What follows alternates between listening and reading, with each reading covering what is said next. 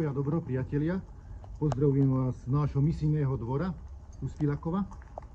Ja som Vavrinec a som aj okrem toho misijný animátor našej františkanskej provincie tu na Slovensku.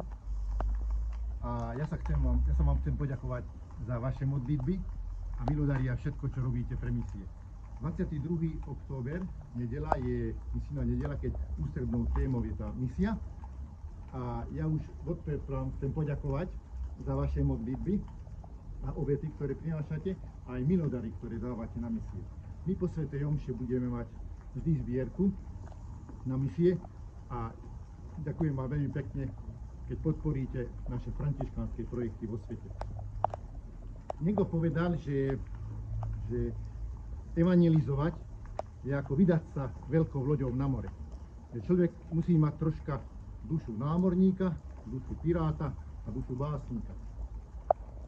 A okrem toho 27 kg koncentrovanej trpezlivosti. Ale hlavne, aby sme ľuďom prinášali nádej, lebo mať niekoho rád je mať pre toho človeka vždy nádej, povedal Charles Foucault. Cilla, aká s valamit mondani? Cilla nechce nič povedať. Ja už ťa podporím, bratu. Nech sa ti páči.